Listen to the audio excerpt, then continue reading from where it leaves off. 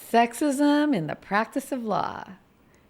Anything with sex and law, I want to talk Oh, about. God.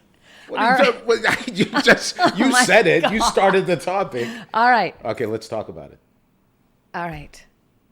Question number one. Have you ever, in, courtroom, deposition, in the arena of law, been mistaken for not being a lawyer? Hell no. Yeah. Have you? Uh-huh. Okay, tell me about Let me count the ways. it. It's happened to you? Okay. Well, let's start about this one is really common to most female lawyers, Okay. especially of my generation, which was, do you know how old I was when I graduated from law school? No. Guess. 25. Boom, correct. What? And what year was that? Wait a minute. What year did I graduate from law school? 1996. Yeah. 1985. What? Oh, yeah. Okay. I'm an old one. All right, well, you don't look Okay, 85. Okay, so 1985. All right. So coming out of law school, I can understand why people might not have thought I was a lawyer. I can get it. Like, you're a younger person, right? Yeah. So I'm not going to go to the younger person in 1985. I'm going to go to, okay, she's in her 30s. Okay, so we're in the 90s. All right. Okay. 8 out of 10 times I went to a deposition, I was not asked if I was the attorney. I was asked if I was the court reporter. Are you here to set up? Are you the court reporter? 8 out of 10 times. Now, my theories of this initially were that I had a laptop. Actually, I didn't have it until like late 30s, but I had laptop, which wasn't common. Yeah. Back then. I had a laptop and I carried it with me in a briefcase. And then my other theories were, I had many theories, but they all kind of came back to one particular theory. And what's the theory? What was it? I didn't look like the other lawyers. And what did the other lawyers look like? They did not look like me. They actually did not look like you, even though you look kind of, like you're Mo from Brooklyn. They were male attorneys. Male attorneys. All right. Almost all male attorneys. So I thought, okay, that's probably what it is.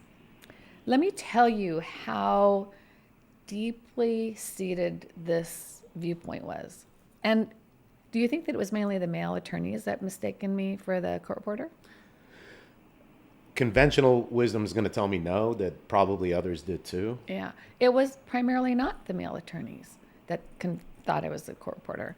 So one day, I was going to a deposition downtown. I can't remember which firm it was, Lee Smart. It was some, it could have been Betts Patterson. It was one of those firms, defense firms downtown. Get up the elevator, go inside, and to the left is the big reception bank, which now we're staffed with at least 2 receptionists.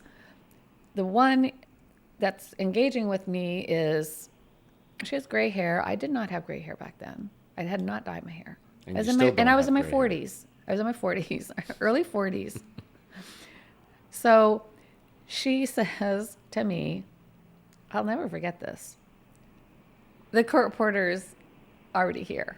She didn't say, are you the court reporter? She just said the court reporter is already here. Now, by now, you know how many times that I've been called a court reporter. And let me just segue. I think court reporters are amazing.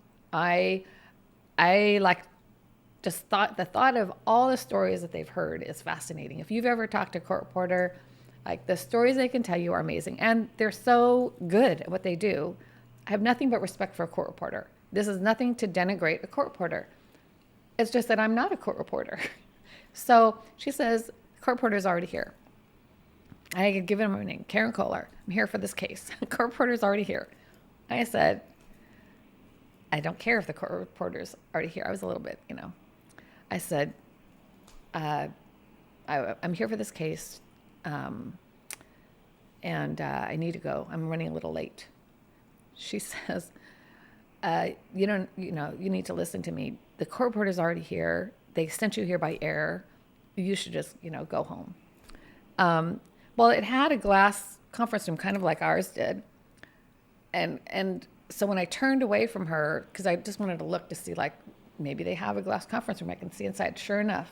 Yeah. And there were 6 lawyers in there. It was a bigger case. There was many defense lawyers in there. I was taking the deposition. I could see them all in there. So she was still talking to me, and I just thought, ugh. So I turned away from her, and I just walked down the hall and towards that room. She came out and started chasing me. What do you mean chasing She you? kept chasing after me. You can't go in there. So I'm going down to the room. I open the door, and everyone turns around and says, "Oh, hi, Karen. Hi, Karen." And she's coming in here red in the face, blustering. She's like, she didn't. And then she realized that something she didn't think was going on. It took her a minute to really comprehend that A, I was not the court reporter. B, I was meant to be there as a lawyer. And C, she had it all wrong. Yeah. And then she just kind of like slunk out of there. Okay. So, all right. I have a couple of questions. Did that ever happen to you before? No, nothing like that's Okay. ever happened to me. But I'm interested in if you do remember, understanding one, how you felt when you're experiencing something like this, when you're experiencing Yeah. that process. So I think that it's a multifaceted answer because it's a cumulative effect. Okay. It happened to me so many times. I was so used to it. Yeah. Like the first couple times you're like, well, am I not, especially when you're a newer lawyer, in my case, young lawyer, do I not look professional enough? Do I not look old enough? Do I not, what is it about me that's wrong that doesn't look like a lawyer? Because when you're a young lawyer, you want to look like a lawyer. You want to be a lawyer. You think you do, at least. You want to be that prototype, powerful person. And you're like, oh, I don't think, why are they confusing me with the court reporter? No offense to the court reporters, but why am I not being assumed to be a lawyer? So there's more of that. But as the years go on, and this happens over and over again, she got the benefit of me not caring about how I felt. I didn't care how I felt anymore. It was just like, when is this going to end? I mean, I'm in my 40s. It happened all the way up into now it doesn't, because I don't go anywhere for deposition. It's all by Zoom. Yeah. It's always happened to me, no matter what. So what I've heard you say is, one, your initial, like, the way you felt was you described to me as what I call scarcity experience. Like, What's why scarcity? Scarcity, like when you come to something and go, what is it that I am lacking? Why am I not being seen for who I am or who I believe myself to be? And you go internal and you start to question yourself as to who you are and your own legitimacy. That's a difficult headspace to be in. But then it sounds like you went to this space where you're like, So the scarcity, like, have you ever experienced that? absolutely. And then, but not, so understand. Not in that having context. But in what context? I've experienced that in trying to integrate from a culture to another culture. When we immigrated to the United States, I just I felt scarce because everybody around me spoke English very well. Where we lived originally in Texas, everyone was predominantly white, and I did not feel part of the narrative that was unraveling in front of me, and I felt scarce. So I would say, what's wrong with me? Am I not good enough? If I wasn't allowed to play in the game, if I wasn't allowed to participate in the activities, that's what I'm talking about. It also, doesn't that feeling also make you feel isolated? Absolutely. It makes you feel othered. I mean, I do like the term othered, and I use it because for me, it means a lot as a person that's been othered. And I see it, happen, of course, to my clients and just in the world in general. But nobody wants to be othered. You want to be part of. You want to be, part of humanity, part of your neighborhood, part of your class, part of your clique of lawyers. And when you are being othered or when you're being scarcitied, that's a verb, it creates a division, a separateness. Okay. But a light bulb went on in my head because knowing you, I know that you don't want to be part of any group. Well, really. There's that too. I mean, But which came first? Which came first? Was it because I just don't want to be any part of a group? Or was it because any group I tried to be in didn't really fit with me or want me? I mean, you could say that about a lot of artists, a lot of people who felt they were not part of the... But what about a mixed race person? Like a mixed race person, I'm not Chinese enough to be Chinese all the way. I'm not German Jewish enough to be German Jewish all the way. Yeah. I mean, I can't go into one group or the other. I have to be in my own group. I think that... Okay. Iraqi. Iraqi, a guy who, a lot of people, unless they knew my name was Muhammad, they wouldn't assume I'm Middle Eastern. They would assume, like you said, I'm from Brooklyn, or some other. Tell him about what Kathy's parents did when you got married. When you first met the parents. When I first met them, they said they were like. Wait, they're from Texas. They're from Texas, and she introduced. She's like, I'm getting married, and there's this guy, and no, wait, this is before we got married. Okay. I proposed. I've met a guy. His name is Muhammad. Silence. And then they're like, send a picture, and then she sends a picture, and they're like, well, hell, he looks Italian. So I think that's classic, but I want to go back to what you were talking about. You did the accent so well, right? Just like you said. Yeah. Hail. Hail, you look Italian. They don't say fire, they go fire. They don't say fire, they go fire. That's how it's said. But they love me. And there is a process that I can describe. I think you and I can maybe have some common ground here. When you become like the group, okay, you become a little bit like the group. You don't give yourself completely up because you want to join the story.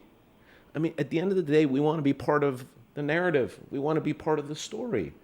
And you're seeing this story unfold in front of you of lawyers, depositions, cases, and this whole landscape. And you're saying, like, I want to be part of that story because I want to stand up for the little guy. And I want to be part of them. And then you have to start giving something up from yourself. Part of your mom, part of your dad, part of your identity, everything that you were raised with, you have to give up a little bit. That process hurts. I can tell you it hurts. It hurts. Man, you are so more emotionally centered than I am because for me, my suspicion on me and groups and cliques in general is that as a person who's been othered, who is often othered, I'm more pugilistic in my approach. What does that mean, pugilistic? More fighty. So, it's more like, screw your group. I don't want to be in it. I don't want to be in your stupid screw your group because, screw it. I'm gonna go deal with the anger, fighty part of it, rather than be more introspective and accept responsibility for my own, sadness or isolation or whatever. I don't want to feel all that negative stuff. I just want to get out and punch. So that's what I think. And you create your own group by doing that. I do. And then now you've created your own group. True. Right? And that's good. But that's good. But, the way that you get there is we're doing it. We're very similar in a lot of ways. Some of our approaches are different, which I think is interesting. Yes. So let's go back to this whole, the whole the court reporter. Okay. I had you read one of my trial diaries, and I've been doing these for, over 20 years. And the one that I had you read was from a case where Paul Whelan, may he rest in peace, had a medical negligence case. It was in Snohomish Superior Court in Everett, Washington, and he had asked me to go do voir dire for him. So I came in to do voir dire, and we had been in court for a couple days. The judge had us back in chambers going through everything. I led the whole discussion on how we're going to do voir dire. We came out, we did one session of voir dire. The judge, after the jury leaves, the judge leans over. The judge leans over the bench. You know, he's up on high on the bench. And he leans over and he looks down at me because I was underneath him. I'd asked for permission because I want to be able to see the jury when I'm talking to them. I'd asked permission to move my chair so it was underneath the judge looking out instead of with my back to the jury or side to my jury. So he leans over and he says, "Are you a lawyer?" He did. That's what he said. He says, huh? "Are you a lawyer?" He said that? He said that to me. Okay. All right. So now that's different, Karen. No, is it? No, but it is is different. it? It is it is different in this sense. You're talking about I'm saying this from an empath perspective. It is an experience to have somebody outside of a room think you're a court reporter. It is an entirely different experience in a public courtroom to have a judge ask whether or not you're a lawyer when you've been doing lawyer activities for like a couple of hours. That to me must have been hard. Okay. How can you not be emotionally well, centered? well, let's go back. How does the judge not think I'm a lawyer? Like, okay, let's say I was a jury consultant. Okay, let's just pretend I'm a jury consultant. Are you saying okay. Okay, I'm a jury consultant. Does that mean I get to talk in court? Well, then, if I'd have to be a lawyer. I'd have to be one of the jury consultants that is a lawyer in order to be able to talk. Well, I couldn't be just a jury consultant who's a psychologist. I wouldn't be able to talk. Or maybe the judge knew Paul Whelan so well. He was like, this is one of those very talented law students, and Paul has been mentoring them, and they're in here. I'm like almost 50 years old. But maybe he's thinking, look at this young, vibrant lawyer. No. You don't think it was that? Okay, God. All right, then if it's not that, Yeah. how did it feel? I mean, that's beyond being othered. That's just demeaning. I mean, that's just demeaning, I think. I mean, maybe I'm in the minority, but like that's demeaning for a judge to question, are you a lawyer? Okay, so a judge says to you, are you a lawyer? Midway through a trial. What do you do? You tell me, what would you do? My natural response is, of course I'm a lawyer. Okay, so I can't have a natural response. We're right? We can't just have a natural response. We're a lawyer, and what is our job? To advocate. For who?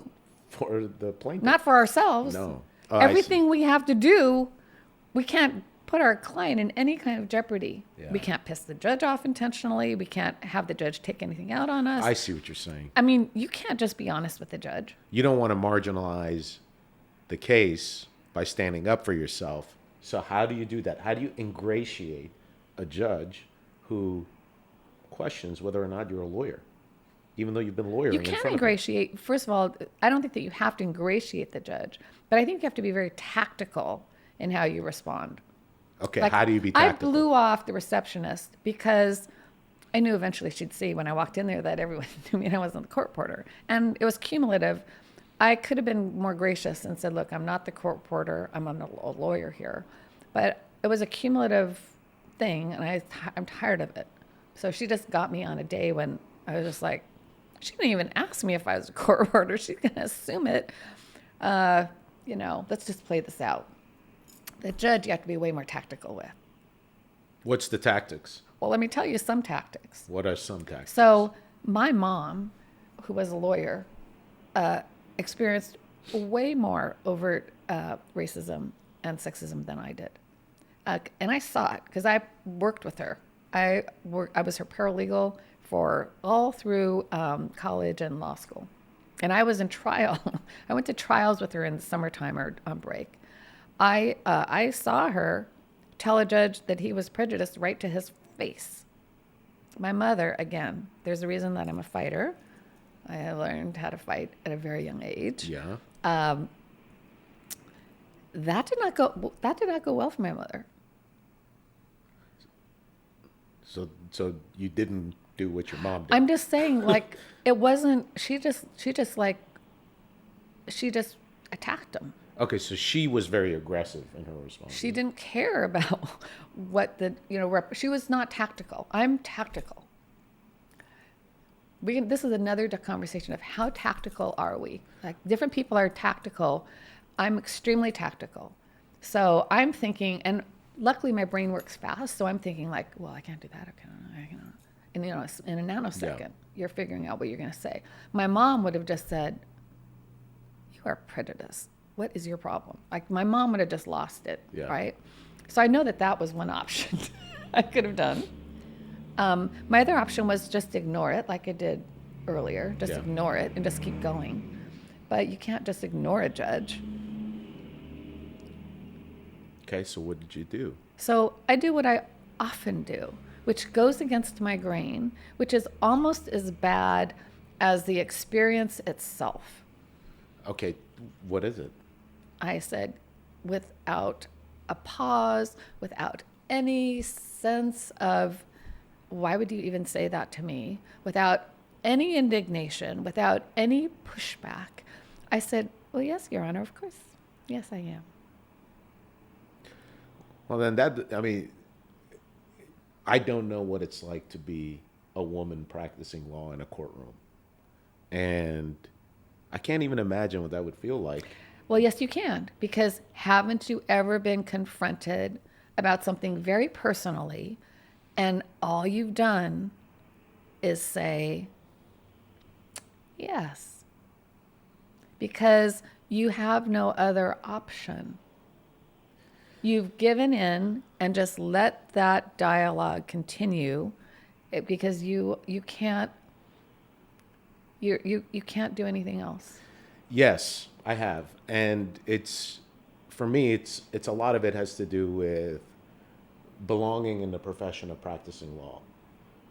I don't, unlike many people, I did not grow up thinking, oh, when I grow up, I want to be a lawyer. I did not feel that. I did not have the opportunity to think about those things. For me, my life growing up did not have those privileges of thinking about my future in aspirational terms. I was just living the moment. And sometimes when I passed the bar, and Kathy will tell you this, I broke down and started bawling when I learned that I passed the bar. I don't know why. I didn't even understand why. But I would practice law, and I felt that I didn't belong in the profession. And I felt that for a long time. I didn't go to a fancy law school. I got probably the worst LSAT scores ever. I was not particularly academically minded. I just was not good at those things. Good thing you're telling me this after I've hired you. well, but one thing that I think I realized was that it's okay not to feel like you belong. And I'm just my own guy, I'm my own person, and I'm never going to fit in. And the more I tried wanting to fit in and wanting to belong, the more I felt uncomfortable. I didn't sleep well. But being tactical is another thing. Yes, I have been tactical. I have been, but the issue is if someone pretty much insults you right to your core in front of a whole courtroom of people, your option is to lash out like your mom and get, escalate it, and potentially harm your client, or to just do what you have to do, which is, of course, yes, Your Honor. Yeah. As if it didn't even touch you. The one example that it's happened to me was I have challenges with the English language still. And sometimes when I'm talking and I'm speaking in court, I will make mistakes. And in front of a judge, I was trying to refer to documents, and I was saying bait stamp, bait stamp, bait stamp. And I was using the singular and the plural, and the judge was getting frustrated because it's all the same thing. It's Bates. It's a name of a person. But I didn't know this. And I went on and on and on, and he interrupted me. He goes, it's Bates.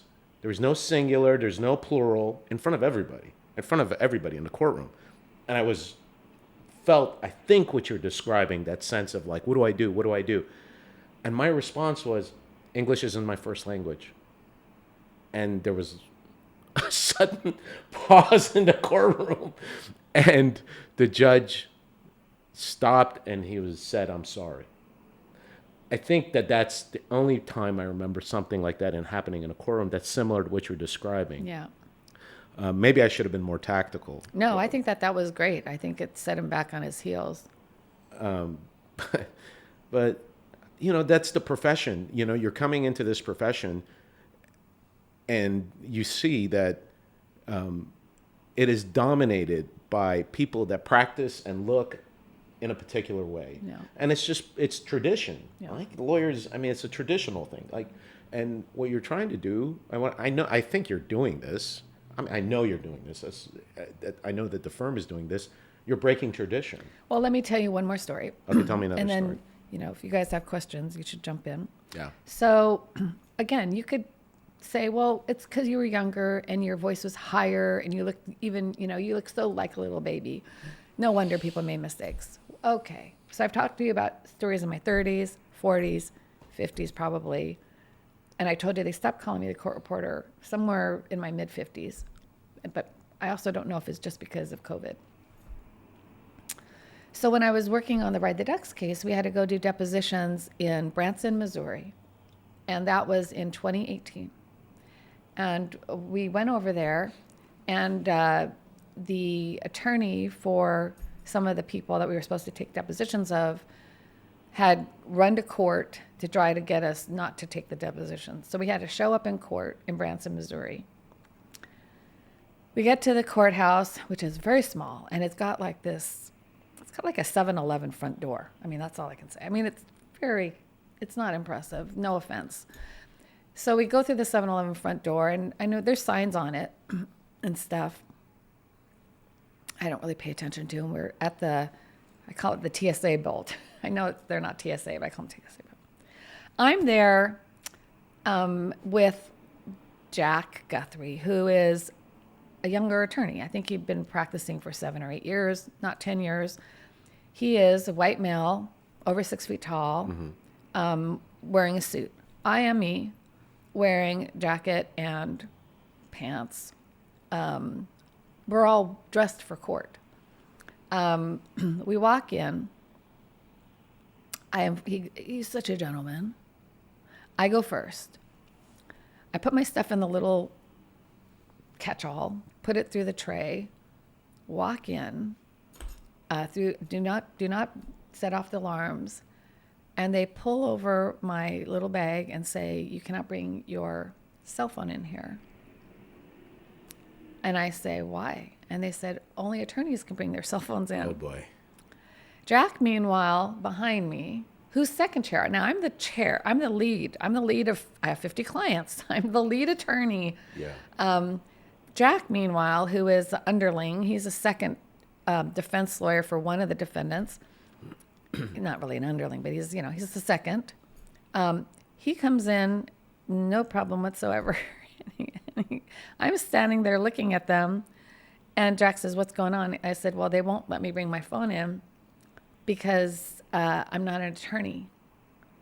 And then he says, well, she's an attorney. He's now flushed all the way down. Yeah. Because he's embarrassed. Yeah. Because, he's a decent guy. He's embarrassed because why didn't they think he was not the lawyer? Why did they think I was not the lawyer? So that whole thing happens. That means I'm 58 years old. Okay. But where are you again? Branson, Missouri? I said, I said, okay. What do I need to do? Do I need to tell you my bar number? Yeah.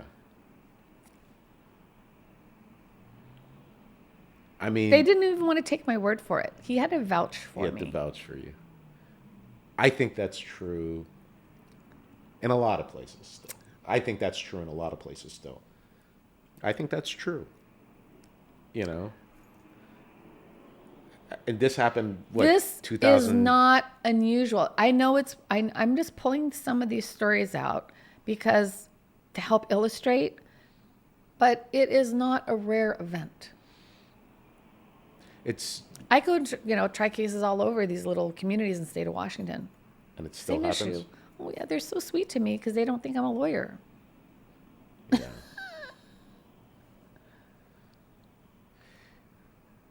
Do you still respond to it in a tactical way, or do you feel like It depends. Like, I didn't have to be tactical there.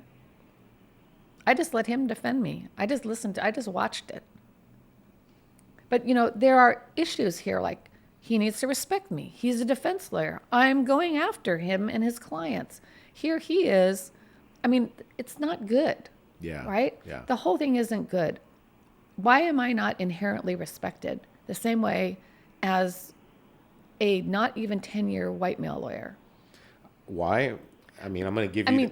You want the answer? No, there's no answer. There is an answer. There is not an answer. There is an answer. It's a hard Cassie, answer. It's not for you. Mike and Cassie, I need you guys to chime in here. I want to hear Mo's answer because I do think there's an answer. All right. I think there's an answer, and the answer is that sexism is alive and well, Karen. And the fact is that you're a woman, and there are people who still believe that a woman who looks and talks and walks like you does not belong in the practice of law, or they're not used to seeing it in the practice of law, and it's like a foreign object. TV shows have women lawyers all over the place now. I think that those are TV shows, and they think that maybe they belong in TV shows, and that mentality is still alive and well. I think that's the answer. The question is, I can't control the world, and you can't control the world. The question is, like, what do you let it do to you? How does it drive you? How does it impact you? Because at the end of the day, it's you who has to look in the mirror. You're not going to be able to change how people think. You're not going to be able to change how people are. That's part of the immigrant experience that I've kind of come to terms with. But I will tell you that I was raised effectively by a single mother who dealt not only with the immigrant experience, but also with the sexism experience. And what she would say to me is that look for opportunities. Even in the worst of times, look for opportunities. I don't know, but that's the way I see it. That's my little emotion-centered view. It is. of Mo. I think that the bottom line is that Mo can try to understand, just like I can try to understand Mo's experience, but he can't really understand it. I have had lawyers that I've worked with. I've had co-counsel. It's my entire career.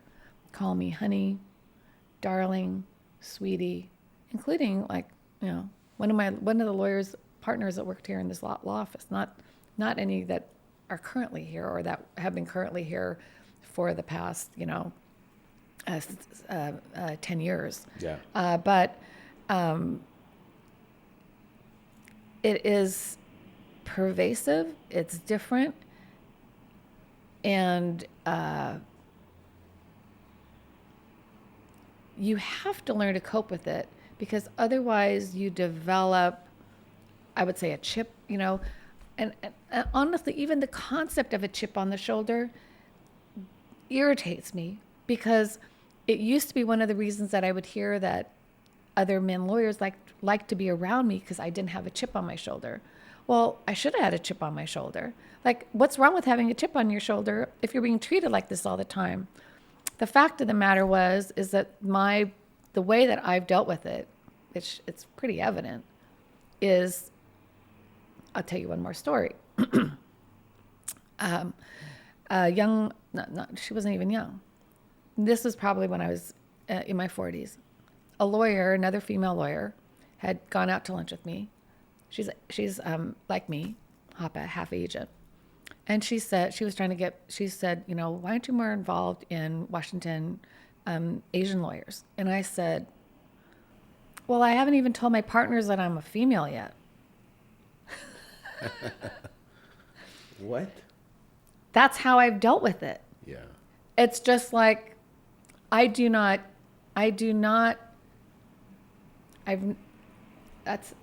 the best way I can describe it, is I want to be seen as me. I don't want to be seen as a label. And that means that I'm belligerent in terms of how I even see myself in the practice of law. Again, there's a lot of fighting going on with me. I fight a lot. Even if I look peaceful and sweet, darling, there is a mindset of me that is, how am I going to accomplish this? How am I going to do this? Well, I'm not going to do it if I show any weakness. I'm not going to cry about it, because women can't do that like a man can. Man can, he's sensitive and lovely. Woman does it and she's weak in the practice of law. That I agree with. So for me, Yeah. there's just the development of me, and I'm a fairly feminine person, you know? Yes. So that is the other dichotomy, and why some people, I think, don't like me as much or don't trust me, because I don't act feminine all the time. I'm a fighter. They haven't heard of the Amazonians, apparently. No, they haven't. Wonder Woman! My favorite. Look at he's speechless. I'm not speechless. I'm thinking about Cassie, Mike, I need you guys to weigh in. Well, isn't that why they refer to you as the Velvet Hammer? Mm-hmm. That's how you got your name, right? Which wasn't really meant to be flattering. Right. She acts so sweet, but she's going to pound you to the ground. Mm. I made it. I thought it was good, so I adopted it, but it wasn't meant to be like, oh, you know, what a flattering way. Well, you are who you are because the environment required it. Yeah. I mean, if it wasn't for this experience, there would be no Velvet Hammer. Well, I like your attempts at empathy, and I think you do have a lot of empathy, but I like your story, like how you can see and feel what I'm trying to talk about, just as your story, which is way worse than my story, frankly. I mean, your story, your understory is multiple times worse than mine. What you've been through in life, you're a miracle of human goodness. You really are. We'll learn more about your story as things arrive, but your ability to understand it as a male has its limits. Just as my ability to understand what you have will always have its limits. But that doesn't mean we shouldn't try to understand each other. Yeah. Yeah. This was a super serious one. This was a serious one. This was supposed to be funny. What happened? I mean, this is it got deep. I think we started talking about it, and I can't help but when you're talking to me, I know you're describing yourself as, the tactical, but in a lot of ways, I see a person who would be, has to be in some sense of pain going through that process. Mo has always, because he came in here and heard such bad stuff from me from certain people when he wanted to quit before he'd even been hired. He's always very concerned about how I must be feeling, how bad this must make. And it does. There's times when it makes me feel bad. It also makes me feel very irritated and angry. Yeah. And I know that if you go through counseling, anger is the easy emotion. It masks the hard emotions. But I'm not scared of my other emotions. I feel them. I just feel them, and then I tuck them away, and then I do it. That's the difference between me and, a lot of people is like, I don't ignore those feelings. Like, yes, you tell me crappy stuff. I feel really crappy. Like, wow, I thought people liked me. That really sucks. And then I'm like, I'm going to attack them. But I think what I was going to say was that, I don't know if someone said this to you, but I'm sure someone has, but I'm sorry. Yeah. I'm sorry that you've had to go through this. And it's important to hear that. Yeah. And you shouldn't have had to go through He's such a good guy. Man, why are your hands all sticky? Because I'm nervous. Oh my God, why? For what? Because I'm sitting in front of us. We're kind of having a very deep conversations, and we're talking about ourselves, and we're being very vulnerable, which is great. I'm thriving. But a natural consequence of that is a little bit of nervousness. That was like, we need some we need some wipes for these moments. All right, well, I think that's good. I think we've laid ourselves bare enough for one day. I thought that was good. Okay. Yeah. Should we do a funny one? Do we have time? That was really That's good, right. though. Did you I like think that? people will really enjoy listening to that because